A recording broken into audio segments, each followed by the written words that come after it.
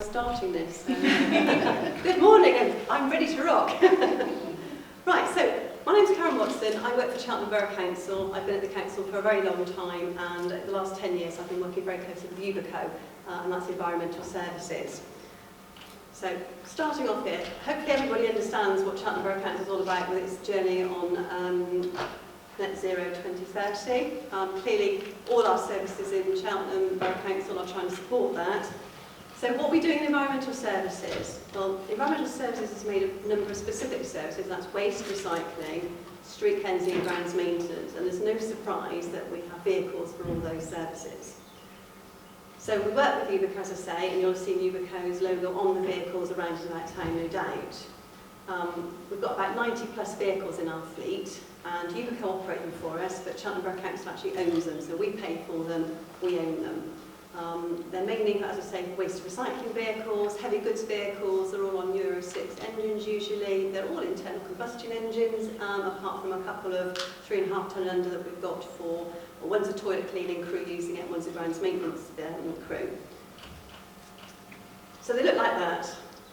So refuse collection vehicles, 26 tonne, 18 tonne. We've got a couple of 7.5 tonnes as well.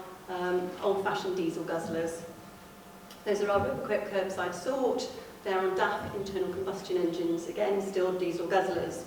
And then we've got some smaller vehicles that look like that. So anybody that's local will be familiar with all of this. So obviously, having declared a climate emergency as a council, it's important and it needs to happen fairly quickly. So we all have to sit and scratch our heads in our service area around what on earth we're going to do. So to give you a flavour of our budget, we've got sort of between £1 and £2 million a year capital spend on our vehicles for my service area. We actually have a very old depot site with very little infrastructure that supports the modern way of living. Certainly not particularly sustainable, and we're working really hard to improve on that. We needed something that was going to be affordable. So we haven't got electric charging points. We had a quote, it was about £1 million for just electric charging points on the site. That didn't include negotiating with the DNO as to what the price would be to put juice to our site. Also, all our vehicles, so the vehicles I've shown you on those pictures, those large vehicles, they rocket out about £168,000 each. The Rome equipped are about £138,000 each, and that's when we bought them 7 years ago. If we went to electric, they'd be at least double that, so we're talking £400,000 per vehicle. Now, with council budgets as they are, I can imagine you will all think, yes, we can't quite afford that. So we've got some dilemmas: price, as well as actual infrastructure, etc. So it was evident if we were going to do something quickly, we needed to do something that was different to spending a load of money, doing a load of sort of long-term upgrading of our site. But we still want to get to that long-term solution. So we had an interim solution in mind, and that was hydrogen-treated vegetable oil. And I really qualified that it is certified palm oil free. So just to be absolutely crystal clear on that.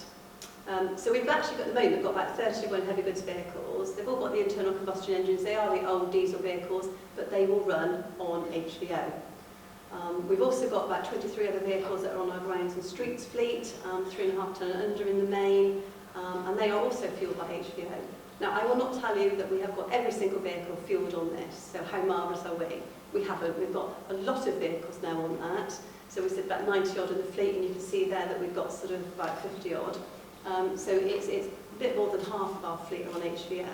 The reason some of them aren't is because they're older vehicles, or the manufacturer warranty does not allow us to put HVO in without upsetting the warranty. So where we can, we're using HVO, and gradually we will be increasing those numbers. So, none of it's free, as we've just talked about, so how on earth are we going to do that?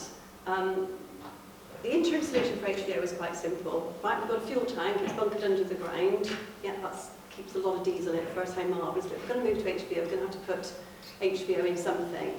Now we're going to reduce the amount of diesel. What we've done is we repurposed the existing fuel tank in the ground, and that actually has our HVO in it. And we purchased another one, which is about £70,000, that we put the diesel in now. So obviously we still need some more diesel.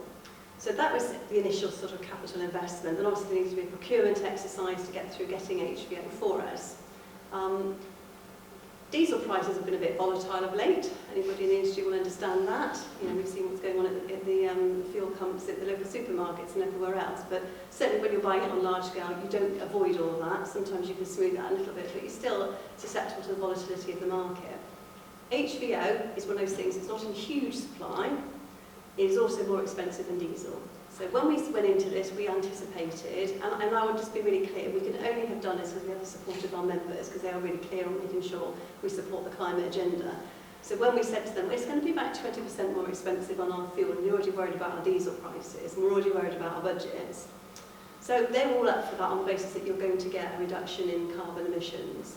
So we anticipated about 20% more. Actually, we got to a point last year when it was 43% more, and that worked out about 46 pence a litre more. So quite a lot more. You say, how are we going to afford that? Well, not easily is the answer. So savings and things like that you consider being more efficient across other service areas just to help support this, so you're moving money around basically. The other side of thing is what we're trying to do is actually offset those costs by putting in some eco-driver initiatives. We've also got telematics fitted to the vehicles so that we're reducing the amount of fuel we're using in the first place. At the moment, we have managed to reduce not quite 10,000 litres of fuel, and we've measured that at the end of May this year. So we're really pleased about that, but that is on around the basis of about £1,000 investment per vehicle when we have them new for telematics to be fitted. So we've got all the measurements about what we're doing, what we're using. We've also got the drivers have actually got some training that they undergo. That means that they understand not to be too heavy-footed on the gas pedal. Those sorts of things, you know, being mindful about when you're idling. It's those sorts of things that really reduce your fuel consumption. And that's what's given us not quite 10,000 litres of fuel savings. I mean, we use in excess of 260,000 litres a year. So it's not a huge percentage, but it's starting to help. And obviously with the price of fuel, all little things help, don't they? It's all cumulative, combined with other savings, as I say. We actually had to retrofit some of our fleets and some of our existing fleet when we decided we wanted to do something useful with these telematics on the vehicles. So we had about a 25k one-off investment to retrofit some of our vehicles. For all the new ones, it's about £1,000 each. So as I say, HVO is our interim solution because long term, with our HGVs, we don't know where we're going to go in the marketplace. It's all still quite untested, really, for heavy goods vehicles that are doing the sort of things in our industry, because we've got bin lifts that are powered by one thing or another. You've got then the internal hydraulic rams, etc., and we're carrying quite a lot of weight, and we're doing a lot of start-starting. So for Cheltenham and Compact, we don't do long distances, apart from to Tip, but that's only up to Bishop's Cleeve, but it is a lot of stop-start, and it's a lot of weight, it's a lot of bins going up and down all the time. So from a battery point of view, it's still sort of up in the air. From a distance point of view, we won't have any problems, but there are all sorts of things to consider on all this. So HVO is our interim. I was to say hydrogen might be a longer term solution for us in terms of heavy goods vehicles, but certainly we've acknowledged that 3.5 tonne and under, it is out there in terms of EV for us. So we've got 2 vehicles at the moment, and we basically put in a set of 4 points, and we did 1 to start with, and then we had 4. So we haven't got huge numbers. We've got 8 charging points at the moment at Swindon Road Depot. The mayor's car that's leased is actually electric, and it hitch charges there. We've got 2 vehicles, as I said earlier. One's for toilet cleansing crew, and another is a grounds maintenance crew, and they charge up there. And we're learning. We're trying to understand what does it look like for us. So we're understanding the charging times, and that does vary depending on what type of charging points you've got, what type of kit you've got on the actual vehicle. So that spec is really important to start with. And at the moment we've got another 3 vehicles on order, so before long, hopefully by the end of the year, we'll have 5 electric vehicles plus the mayor's car being charged on site. And every time we've got a vehicle up for replacement, we'll be looking at the HVO route in terms of being fueled by if it's over 3.5 tonnes. If it's 3.5 tonnes and under, we'll be looking at can we get it electric.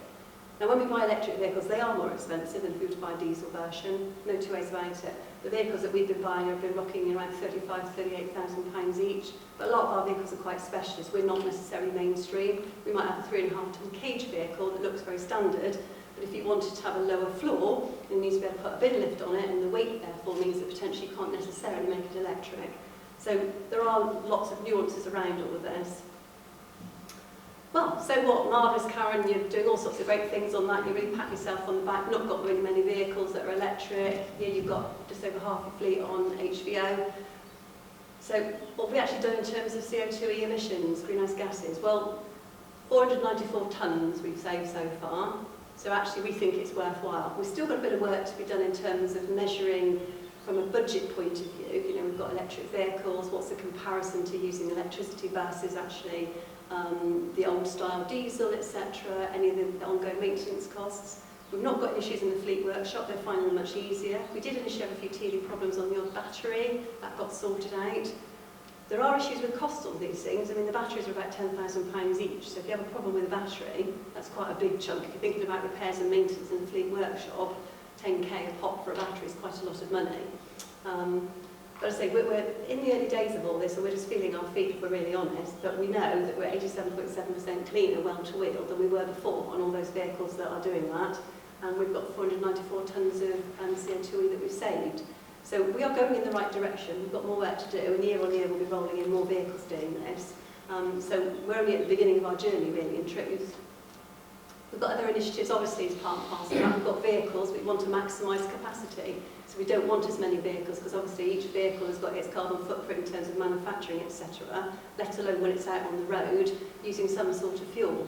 So the screen up there is showing you what one of our curbside sort vehicles will collect. So we've got it collecting food, we've got it collecting cardboard, also Flex Collect now, so that's all flexible films and things, and any of the recycling items. So we're trying to cram onto each vehicle basically as much as we possibly can and trying to maximise those. So when we go out to procurement for our next fleet of vehicles, which is going to be in the next 12 months, it'll be, can we actually get some slightly bigger vehicles which have got better fuel efficiency, but we can get more capacity on them, so maybe we can buy the odd one or two less vehicles, so less fuel and actually less capital outlay.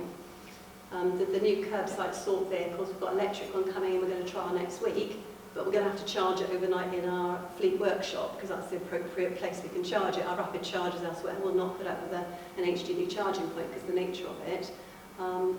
If we have too many, actually Cheltenham will probably be dark overnight, and that's not going to be sustainable for anybody, isn't it?